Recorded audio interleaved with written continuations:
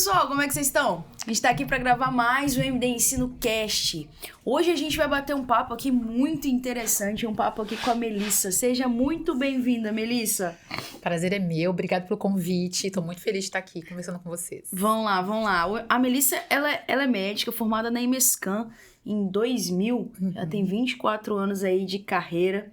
Ela é cirurgiã geral e do aparelho digestivo, atuou como cirurgiã até 2012 e de lá pra cá ela tem mudado um pouco na carreira, né, Melissa?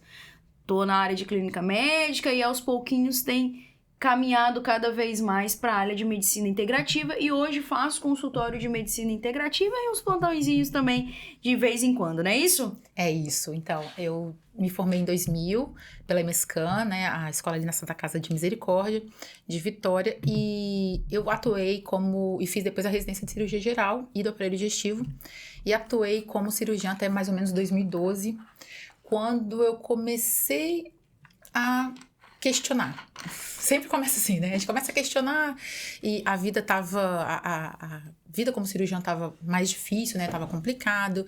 Eu já era mãe, então ficou difícil conciliar. E ali em 2012 foi quando eu comecei a estudar novos ares, entendeu? Passei um pouquinho para clínica dentro da própria medicina convencional, fui para terapia intensiva, comecei a dar alguns plantões, algo que me desse um pouquinho mais de liberdade de horário, né, de administrar meus horários. E lá para 2018, e comecei a estudar por conta própria mesmo. Em 2018 foi quando eu comecei a pegar mais pesado no estudo da medicina funcional, que é uma medicina que vai olhar um pouco mais, vai ter um pouco mais de atenção para a causa raiz da doença. E não apenas para tratar o sintoma. Então, ela é uma medicina que a gente pode chamar até de preventiva, vamos colocar assim, né? Então, além de fazer uma prevenção, a gente olha o paciente como um todo. Tem uma visão mais holística e é uma ruptura que a gente faz, né? Porque na medicina convencional, na faculdade, você aprende a medicina muito setorizada. Então, você tem cardiologia, você tem gastroenterologia, você tem ali a neurologia, tudo muito setorizado, muito separado. E quando você faz as suas especializações, né, você tem uma busca em resolver um problema sem se preocupar de estar causando outro. Então, o que eu via nessa transição minha, foi assim, caramba, eu como cirurgião geral, eu fazia praticamente um consultório de gastroenterologia, né, que é o que a gente faz ali no preparatório do paciente para cirurgia. Então, vinha muita queixa gástrica, eu como cirurgião do aparelho digestivo. E eu falava, caramba, mas eu tô passando aqui um remédio que não tá resolvendo. E o meu paciente tá vindo com outro problema, que eu não sei resolver. Então, isso tudo ficava muito na minha cabeça de questionar. E chegou um momento que eu queria fugir do paciente, sabe? Que eu ia pro consultório e falava, meu Deus, eu vou encontrar essa pessoa, eu não sei o que fazer. E isso me gerava tanto desconforto e eu não tava feliz com a minha profissão. E aí, nesse momento, eu achava o seguinte, que eu falei, caramba, medicina não é pra mim. Ah, não gosto. Eu lembro que eu tinha um colega meu que ele tava fazendo faculdade ainda. E a gente jogava vôlei juntos, né? E ele se inspirava muito em mim, né? E ele falava, caramba, um dia eu vou ser médico, eu vou ser, não sei o que. Eu ficava assim, ai, filho, não faz isso não. Eu estimulava ele. Faz isso não, medicina, cara, não dá. Olha, é tanto estudo pra você resolver muito pouco. E aquilo me dava sabe? Aí eu falei, caramba. Aí, então, eu meio que fui deixando, sabe, de lado. Eu falo que aquilo que a gente não acredita, a gente não pratica direito, né? Ou pelo menos não pratica da forma correta. E aí eu fui começando a buscar outras alternativas. E aí eu me vi empreendendo. Então eu virei empreendedora, eu montei uma empresa e eu trabalhava com uma distribuição de materiais médicos e cirúrgicos e hospitalares. E eu comecei a trabalhar. E foi uma época que eu fiz MBA de gestão, eu aprendi sobre contabilidade, sobre como, né, gerir uma empresa de fato, e eu fiquei nessa. E aí, depois de um tempo, eu fiquei assim, caramba, mas não é isso também que eu quero, sabe? E tava desgostosa ali daquela situação toda, até porque é um ramo também que é muito cruel, de distribuição de material, porque tem muito viés, sabe? Tem muita influência política que eu falo assim, dentro dos hospitais, direção de hospital, aquele material que vai entrar no hospital, o material que não vai entrar no hospital. E eu não tava com paciência, assim, não era, meu material não entrava no hospital porque ele era o melhor. Ele entrava no meu hospital por outros motivos. E aí eu falei, não é isso também que eu quero fazer e tal. E eu peguei e falei, quer saber? Eu vou tirar um ano sabático. Vou tirar um ano sabático fazendo nada. Aí, eu tirei, fui morar nos Estados Unidos. Caramba, que legal. Catei meus 2 filhos debaixo do braço, fui morar nos Estados Unidos. Mas eu não parava de estudar. Estudava sobre a medicina mais funcional. Até então eu não sabia desse nome, funcional integrativo. Eu só tentava estudar mais sobre a causa do problema. E aí eu fui morar nos Estados Unidos, fiquei lá. Só que eu achava que era um ano sabático, na verdade virou 3. Aí fiquei 3 anos lá e voltei na época da pandemia. Porque minha mãe adoeceu, e aí eu tive que voltar pra cá, e daqui eu estou até hoje. E aí eu realmente implementei, desde que eu voltei, né, implementei consultório, realmente comecei a atuar, tirar tudo aquilo que tava, né, que eu tinha de conhecimento e colocar na prática. Entendi. Então, na verdade, o estalo que deu, Melissa, foi nesse momento que você notou que você não estava resolvendo os problemas dos pacientes, você estava incomodada disso, e aí você foi buscar a causa para realmente se sentir resolvendo o problema que eles te trazem. Isso aí, eu vou te dar até um exemplo. Então, eu como cirurgião do aparelho digestivo, recebendo pacientes da área de gastroenterologia, né, com queixas digestivas, eu recebi muito paciente com gastrite, que é coisa prática corriqueira hoje no consultório. Aqui na empresa você vai ter um monte. E essa gastrite que vem por conta, primeiro, de má alimentação, depois de sedentarismo e sobrepeso, porque você aumenta a pressão intraabdominal, você vai ter ali um refluxo e tal, né? Ok, essa é a causa. Só que aí você vai no gastroenterologia, o que a gente tem pra tratar? Omeprazol. Então, tem até uma frase que eu gosto que fala assim, ó, quando a única ferramenta que você tem é martelo, o único problema que você enxerga é prego. Então, eu chegava e eu passava omeprazol. Toma omeprazol. E aí eu passava, ó, daqui a um mês você volta, né? Quem sabe você não melhorou e tal. E o paciente voltava em um mês e não tinha melhorado, muito pelo contrário, ele tava pior. Ele precisava de uma dose maior de omeprazol, porque aquele omeprazol já não tava resolvendo. E aí eu passava uma dose maior, e ele voltava depois pior. Só que agora ele não tava só com a gastrite, ele tava com a gastrite e ele tava depressivo. Por quê? Porque o omeprazol, a gente sabe que diminuindo a acidez gástrica, a gente também diminui a absorção de vitamina B12, pela diminuição do fator intrínseco lá no ilho. E aí ele tinha já uma queixa de deficiência de B12, que é uma das causas de depressão, que é uma das causas de ansiedade, que é uma das causas de desmielinização da bainha, né, dos neurônios, que agrava Alzheimer, que agrava Parkinson. E aí, só que a gente não sabe disso. Então, é aquela coisa de você não ver o paciente como um todo. O que eu via? Eu via aparelho digestivo. Eu tô com depressão, ansiedade. Não é minha área, vai pro neurologista. Aí, ele indo pro neurologista com depressão, o que ele ganhava? Uma fluoxetina, uma sertralina, um inibidor da recaptação de serotonina. E aí, quando acontecia isso com ele começava a tomar, então agora ele já estava tomando o omeprazol e ele estava tomando a sertralina, vamos colocar assim, por conta da depressão, tá? Aí ele começava a tomar a sertralina e ele começava a ter disfunção sexual. Por quê? Porque a gente sabe que o aumento da serotonina diminui a ação da testosterona, por exemplo, né? Diminui também a ação da dopamina, porque desequilibra o neurotransmissor. A gente não tem que ter muita dopamina ou muita sertralina, a gente tem que ter equilíbrio. Então, você aumenta ali a concentração de sertralina, mas você diminui a de testosterona. Aí, esse paciente agora ele tinha diminuição da libido. Ou seja, ele já estava em depressão. E agora ele tinha diminuição da libido, ele ia pra onde? Pro ginecologista. Ou então ele ia pro psiquiatra. Porque uma cascata, é uma né? cascata. Então, quando você vai ver, o paciente estava ali com 10 medicações sem resolver o problema. Porque se as 10 medicações resolvessem o problema dele, tá tudo certo, mas não resolve. Aí foi uma das, assim, que corroborou realmente pra minha decisão. E hoje é uma área de atuação, é uma especialidade? Como é que tá hoje? Ela não é reconhecida ainda pelo MEC como especialização, tanto que não existe residência médica de medicina integrativa. O que existe já são formações acadêmicas, né, como a que eu participei pela Academia Brasileira de Função Integrativa. Eles estão nessa corrida de torná-la uma especialidade. O que a gente tem mais próximo hoje de residência médica é em nutrologia, porque a medicina integrativa ela estuda muito sobre os nutrientes, né, sobre o efeito dos nutrientes, dos fitoterápicos, das vitaminas, desse tratamento mais natural, vamos colocar assim, né? Então, o que mais se aproxima hoje dentro de residência médica oficial é a nutrologia, ortomolecular. Entendi. E qual que é a principal diferença, assim, pensando em, por exemplo, um clínico que também atua vendo o paciente como um todo? Não, né? Qual que é a principal diferença dessa medicina mais tradicional? Tá, vamos lá. A clínica médica é uma especialidade excelente, né? E é engraçado que eu, como cirurgiã, a gente tinha aquelas rixazinhas, né? O cirurgião achava que... Não sei se você já ouviu aquela frase, que o clínico é aquele que sabe tudo, mas não resolve nada. O cirurgião não sabe nada, mas resolve tudo. O ortopedista não sabe nada e não resolve nada. Só piora a situação, só causa mais problema. E da gente fazer essas brincadeiras internamente, né? Entre nós colegas. Mas a clínica médica, eu falo que é uma especialidade assim, ó. É um espetáculo de especialidade, sabe? Porque você realmente aprende sobre tudo um pouco. É claro que você não vai se aprofundar. Eu não falo mal da especialização.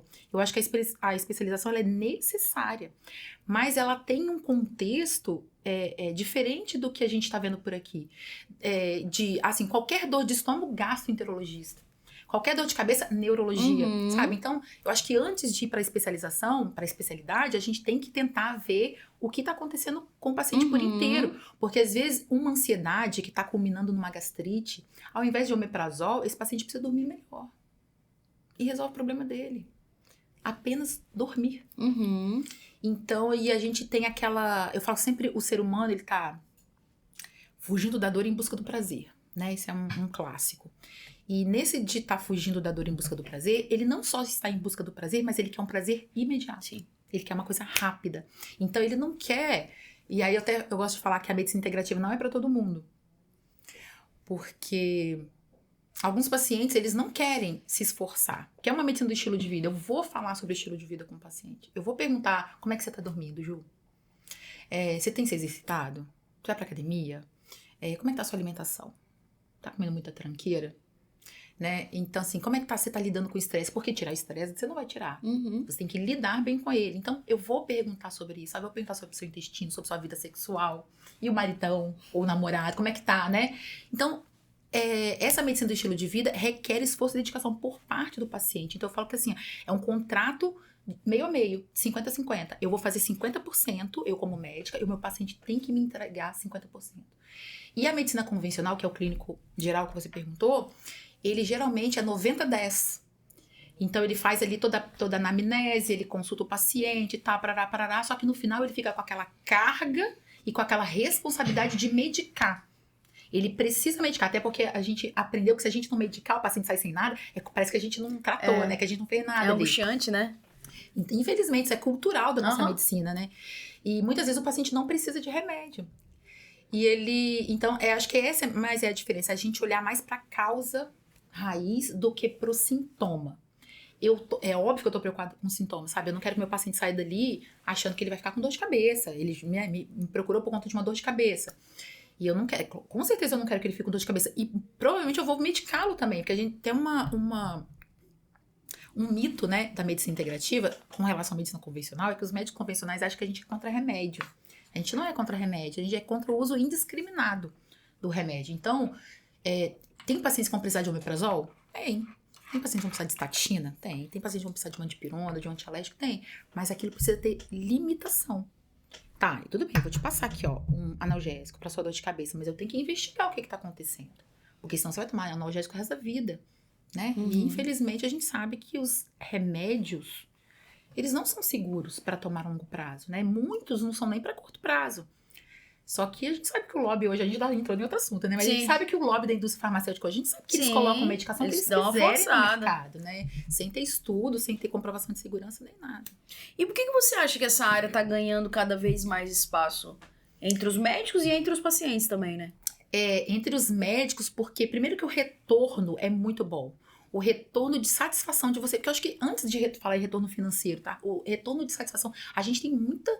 Sabe aquela sensação de peito cheio, de dever cumprido? Quando você vê que seu paciente te manda um textão falando em como ele começou, como foi o processo, que foi doído, e como ele tá hoje te agradecendo por ter resolvido um problema e ter mostrado para ele o caminho. E ele trilhou, ele conseguiu trilhar o caminho. Então, o primeiro retorno que a gente tem é o retorno pessoal mesmo, sabe? Profissional, de satisfação pessoal, que é muito bom. Então, você vê que aquilo que você tá fazendo gera um resultado.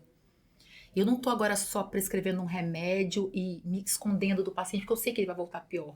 Eu tô propondo para ele, tô fazendo uma proposta até desafiadora para ele, mas sabendo que se ele seguir, ele vai ter o problema dele solucionado. Ou assim, pelo menos 90% do problema dele resolvido. É claro que a gente esbarra em outras questões, né? Genéticas e tal, que a gente pode deixar para uma outra conversa. Mas eu acho que entre os médicos é mais por conta disso, por conta da realização pessoal. E é claro que depois vem uma realização financeira.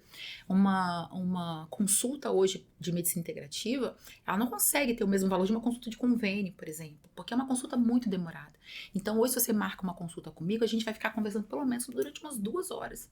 Então, que médico hoje que senta 2 horas com o paciente para conversar sobre tudo? Então, geralmente, uma consulta de convênio dura o quê? 15 minutos? 20 minutos? E o paciente sai ali com uma prescrição feita na hora.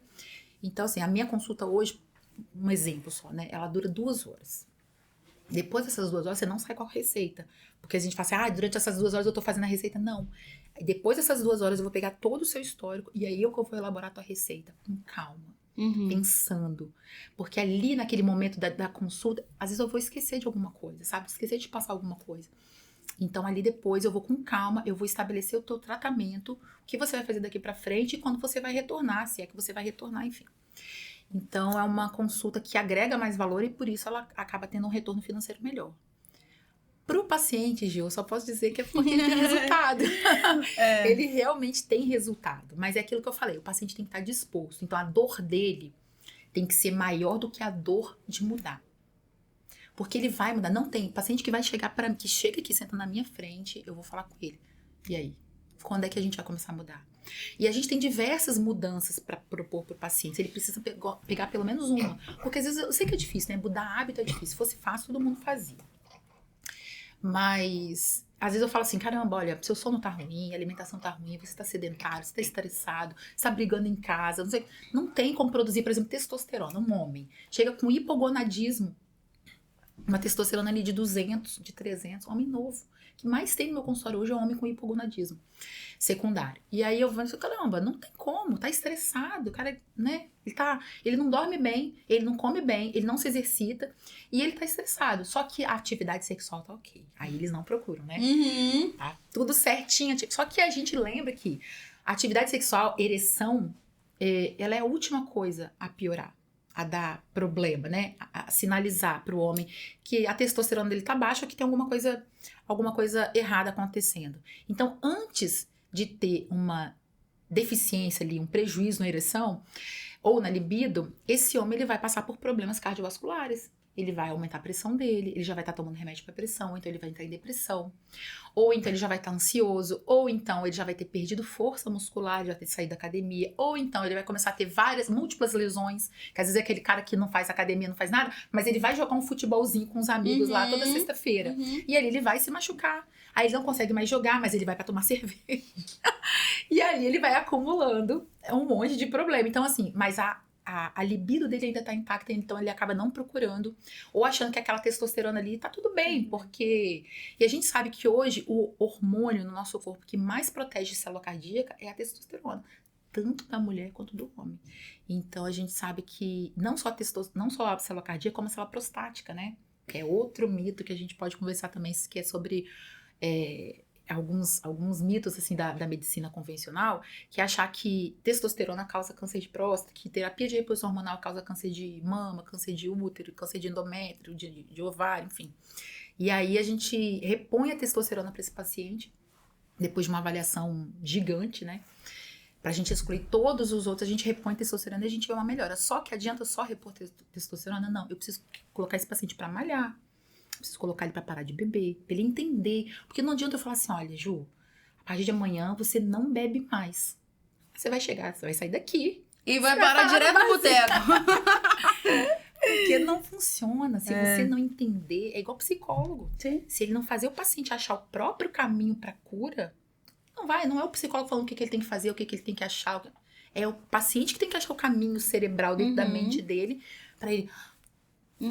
E pro paciente também é angustiante, né, Melissa? Se ele procura um profissional que tá ali proposto a ajudar ele com uma queixa, ele quer que seja resolvido, né? E ele não tem culpa, ele não sabe como que isso vai ser resolvido. Ele espera encontrar naquele que tá ali as respostas e a orientação, né? Ele por si só, ele é leigo, ele não sabe. É lógico que todo mundo sabe que tem que fazer exercício físico, que tem que exercitar, que tem que se alimentar bem. Mas a gente sabe que isso na prática é até pra nós, né? A gente sabe, às vezes a gente come um negocinho errado, a gente às vezes bebe um pouquinho a mais, pula o dia da academia, mas precisa ter alguém do lado, né? Alguém pra acompanhar. Precisa. E se ele tá retornando no médico, naquela consulta ali de 10, 15 minutos do convênio e não vê o seu problema sendo solucionado, né? Talvez isso vai gerar cada vez mais problema. Então ele vai falar, vou tomar isso não, vou continuar bebendo aqui mesmo cerveja. É verdade. É melhor, porque já que eu tô fazendo um tratamento aqui que o médico passou, tô fazendo tudo direitinho. E não tá resolvendo. Dando certo, exatamente. Vou largar isso de mão, o médico não sabe nada. E, enfim, não julgando também o colega também da... Não, Porque às vezes o plano também te impõe isso daí, né? Sim. E é difícil também pra esse cara que tá ali, tem 10 minutos pra atender o paciente. Às vezes ele também tem que se submeter a isso, né? Complicado. É complicado. Inclusive, infelizmente, eu tava... tempos atrás, eu fui chamada para participar de uma liga acadêmica na faculdade de medicina aqui de Vitória. E engraçado que na minha primeira aula lá, eu perguntei, tava assim, a sala cheia, né? E aí eu perguntei assim, quem de vocês aqui conhece a medicina integrativa? Levanta a mão. Ninguém levantou. Então, assim, é uma coisa... Sabe aquela... Tem um vídeo no YouTube, que é um dos vídeos que mais tem visualização de todos os tempos, que é um vídeo do cara. Um cara pega, assim, um copo de água e ele ensina você a tomar uma água. Você já viu esse? Muito interessante. Ele pega uma água, aqui um copo, e aí ele pega uma garrafinha de água e ele fala assim, agora eu vou te ensinar a tomar água. Você vai pegar a garrafinha, você vai jogar água dentro do copo. Olha, o copo não pode estar assim. O copo tem que estar com a boca virada pra cima. E aí você joga a água aqui, e ele vai te ensinando. Então agora você vai encostar o vidro aqui no copo e ele vai dando... Você fica assistindo o vídeo e você fala assim, né?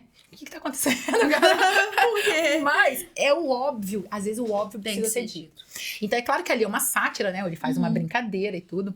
Mas a gente tem muita aquela questão de que se é óbvio, eu não preciso dizer. Ou se todo mundo sabe, eu não preciso dizer. Só que nem todo mundo sabe.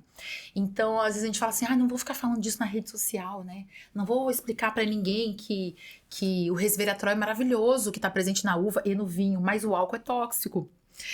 Então, porque todo mundo sabe disso. Não, muitas pessoas não sabem. Então, hoje, a gente vive numa época, apesar de ser a época da informação, né? Que a gente tem tudo aqui dentro desse aparelhinho. A informação é muito fácil, mas pelo fato também de ser muito fácil, ela é muito pouco procurada.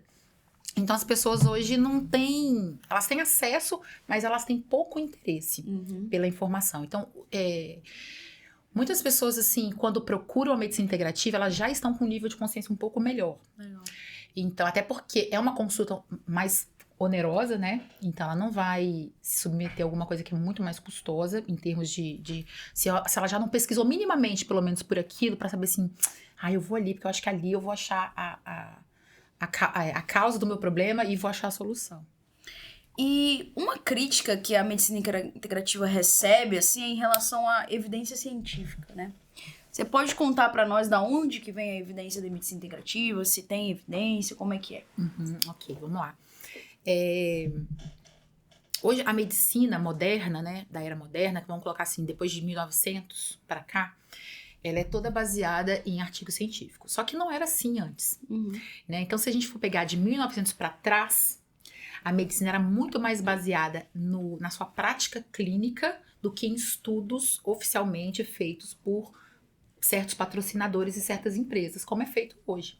Então, era mais baseado na prática clínica. Então, eu tinha um paciente ali com problema digestivo e eu passava para ele ali uma tintura de alecrim com gengibre, ou então uma tintura de espinheira santa com guaçatonga, e ele tinha seu problema resolvido. Olha que legal, né? Só que depois de 1900, com a indústria do petróleo emergindo, os Rockefeller, a família Rockefeller, né, entrando no mercado, com a descoberta do silicone através do petróleo, e eles viram nisso uma grande oportunidade de ganhos, de ganhos financeiros, a medicina começou a mudar. Ali por volta do final de 1890, na década de 90, ali de 1890, para 1900, a medicina começou a mudar. As faculdades de medicina começaram a mudar. E essas faculdades foram instruídas e começaram a receber financiamento e patrocínio dessa indústria do petróleo. Família Rockefeller para frente, né? E ali eles começaram a instituir que todo o ensino médico deveria ser baseado em artigo científico. E por que eu estou colocando entre aspas esse artigo científico? Porque são artigos científicos produzidos por quem? Pela indústria.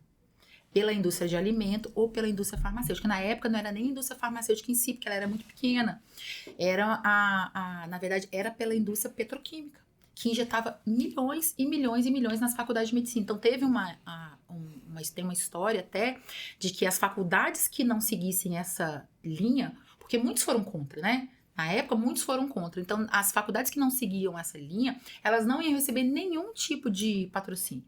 E uma faculdade sem patrocínio do governo, né, sem patrocínio, injeção de dinheiro, não funciona.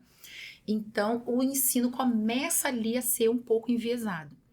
É claro que nesse meio tem gente boa, tem gente ruim, tem cientistas brilhantes, né? Eu tenho muito respeito pela profissão do cientista. Eu sei que dentro da indústria hoje tem muita gente boa ali dentro, que faz pesquisa decente, pesquisa séria.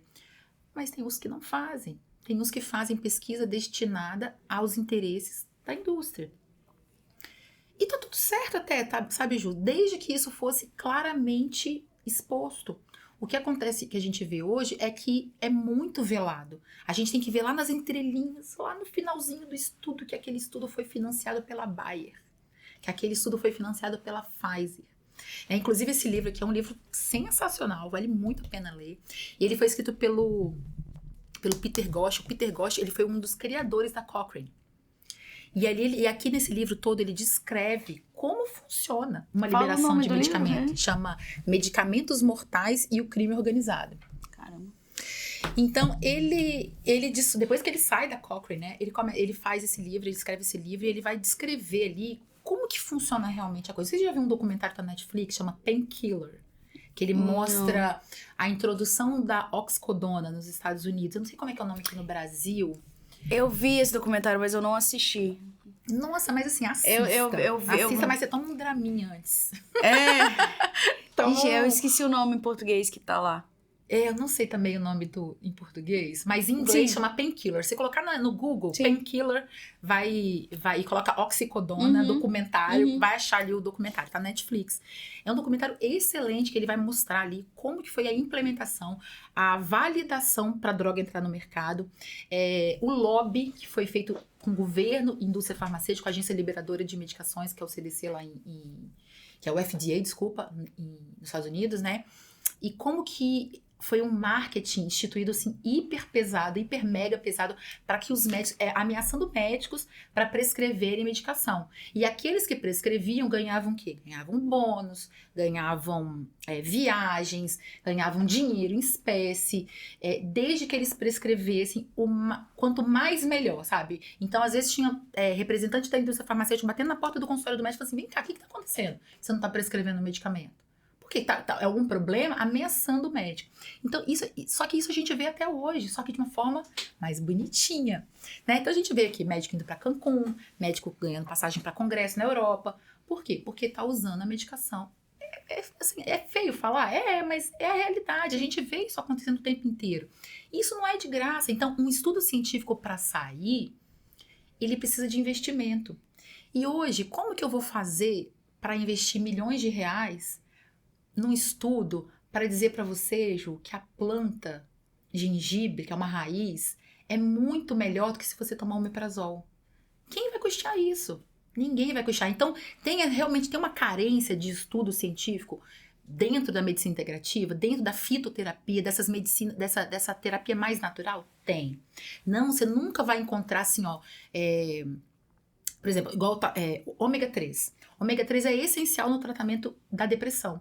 Por quê? Porque o ômega 3, ele é um ácido graxo essencial, ele faz parte da membrana molecular, da membrana dos neurônios, das membranas celulares. Ele participa ali da formação de mielina dentro do neurônio. Então, ele diminui a inflamação intracerebral, endotelial também. Tá, então, ok. A gente já sabe porque tem vários estudos de mecanismo que mostram o que ele faz dentro da célula. Ok. Só que aí, como que eu vou pegar agora e injetar milhões de reais num estudo para mostrar para você que o ômega 3, ele é melhor do que o inibidor de recaptação de serotonina, que tem um lobby farmacêutico da indústria por trás. É óbvio que a indústria tem muito mais dinheiro do que tudo bem que a indústria de suplemento hoje está bem forte, já também, né? Mas não tem comparação. Então, hoje você vai ver, se você pegar ali no PubMed, né, que é uma base de dados, vai ter muito mais estudos com a sertralina que com ômega 3. Tem muito mais estudos hoje com omeprazol do que com gengibre. Então, é uma concorrência desleal. Mas hoje já temos. Temos, assim, é claro que são estudos menores. Você não vai ver estudo ali com 500 mil pessoas, sabe?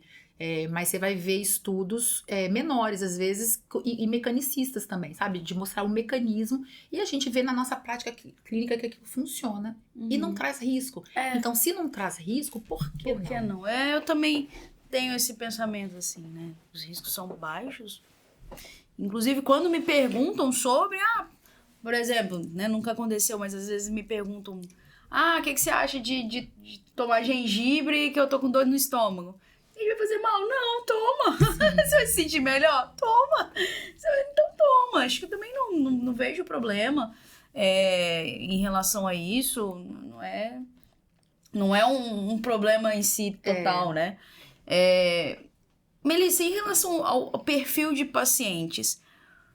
Qual o perfil de pacientes que se encaixa na medicina integrativa? Existe um perfil que é melhor? É para todo mundo? Se não tenho nenhuma queixa, nenhum sintoma, já posso ir na medicina integrativa? Como é que é? Tá. Igual eu falei antes aqui, que a medicina não é para todo mundo, a medicina integrativa não é para todo mundo, mas é no sentido de que nem todos querem submeter ao tratamento integrativo, porque é um tratamento que vai envolver mudança de hábito. E nem todo mundo quer mudar hábito, né? Então, às vezes, eu vou falar para o paciente, olha, vamos entrar numa academia todo dia? Ele não quer entrar. Então, ele não vai procurar aquele tipo de tratamento. Eu tenho até amigas minhas, que tem algumas que fazem tratamento comigo, né?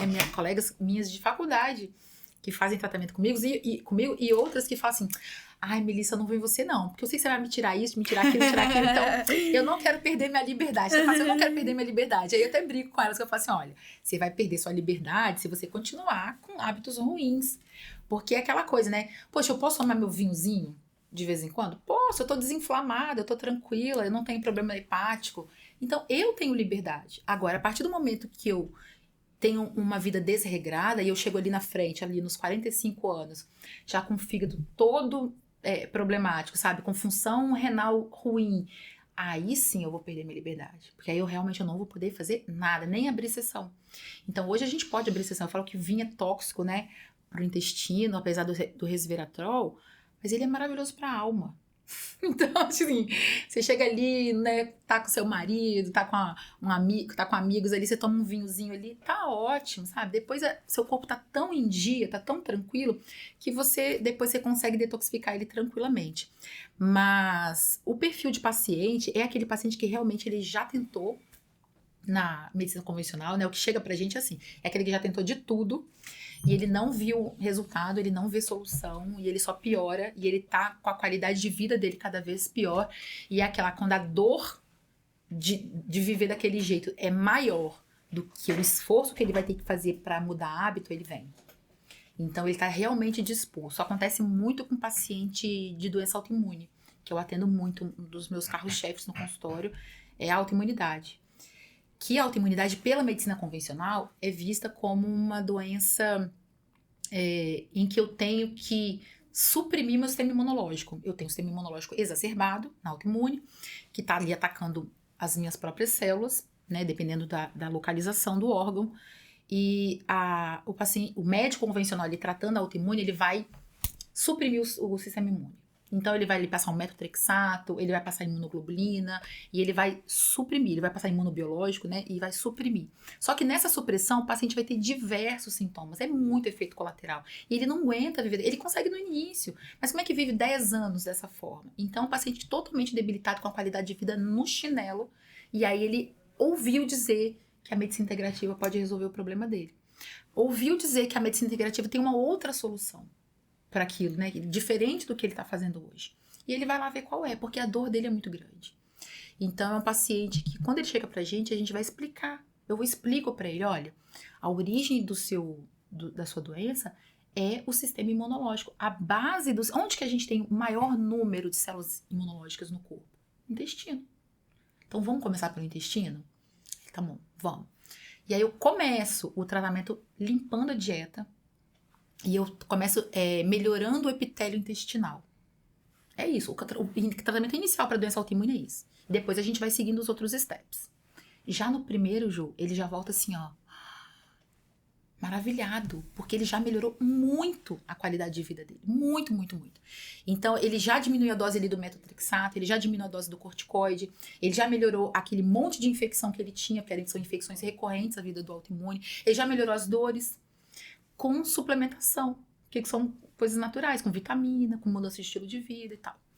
E aí ele fica encantado. E aí isso traz, ele vai falar para outro paciente, vai falar para outro, vai falar para outro. E é um tratamento mais barato também, né? Você vai ver, um imunobiológico custa caríssimo, por isso o investimento pesado da indústria. Você pegar artigos científicos, se a gente for voltar agora na questão dos artigos científicos, né? De evidência científica. Tem inúmeros estudos com imunobiológico. Eu tenho uma aula que eu dou, num curso de uma querida que faz curso até para farmacêutico, farmacêutica integrativa, né?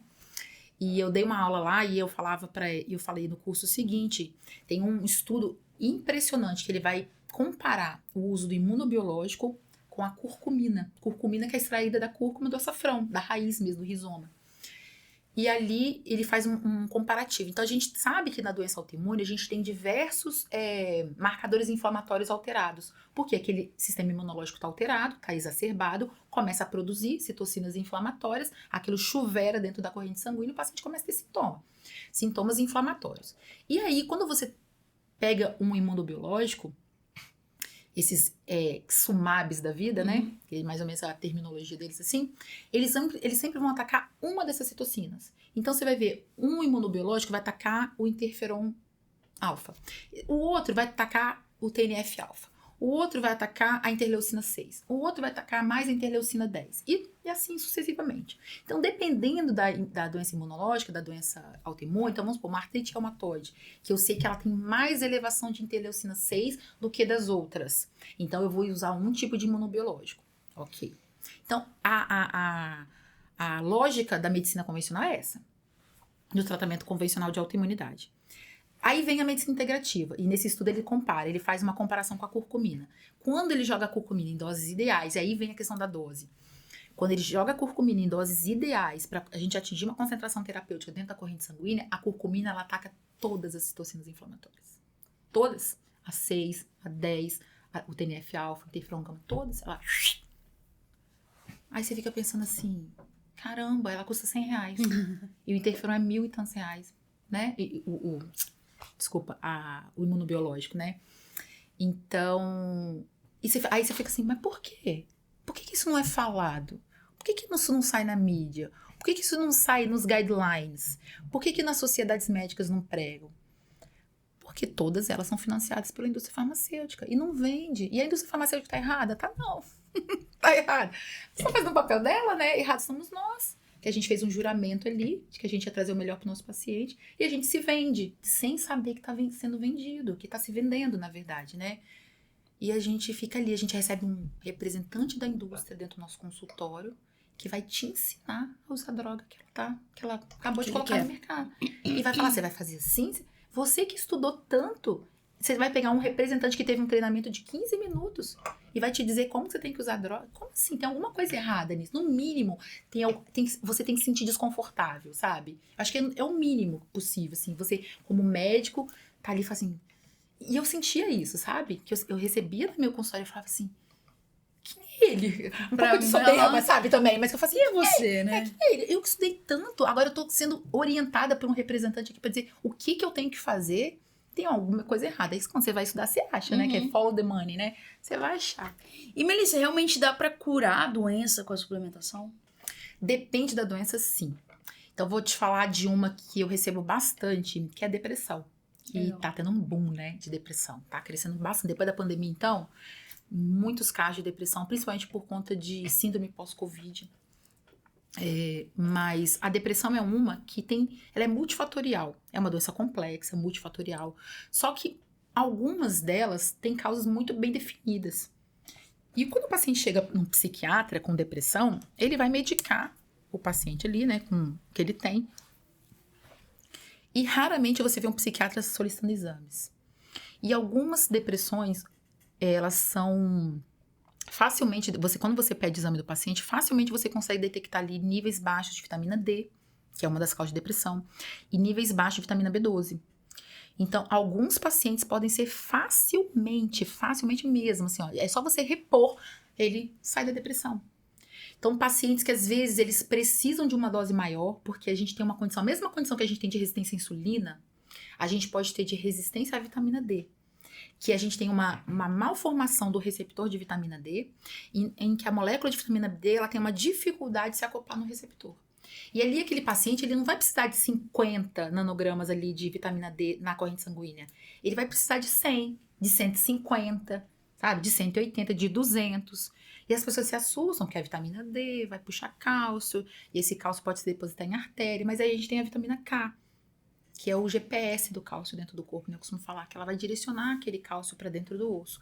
Então, ali eu consigo colocar níveis mais altos de vitamina D para o meu paciente, e ali eu melhoro não só o sistema imunológico, né? Mas também eu melhoro uma queixa de depressão, uma queixa de ansiedade, uma depressão já oficialmente instalada já e diagnosticada. O que você mais recebe no seu... Você falou das doenças autoimunes, mas em termos de queixas, assim, dos pacientes, o que você mais vê de queixa? Hoje no meu consultório, os 2 carros-chefes que eu recebo lá é reposição hormonal e doença autoimune. Que eu acho que é porque eu gosto muito de falar sobre esses 2 assuntos, né? Então chama, né? Acaba chamando. As pessoas me veem na rede social e aí acaba que traz esse tipo de paciente. A doença autoimune, porque é um paciente sofrido, é aquele paciente que realmente ele não tem resolução. E o imunobiológico, que é o tratamento disponível hoje, corticoide e tal, os imunossupressores trazem muito efeito colateral, então é um paciente que ele tá cansado. Ele tá cansado, ele precisa de arranjar uma solução e ele faz qualquer negócio. Sim. Então eu posso instituir assim um tratamento, por exemplo, eu tenho uma paciente, eu ia até postar vou postar ainda o resultado dela, mas eu peguei uma paciente com doença de Crohn, tem 1 ano que ela tá comigo.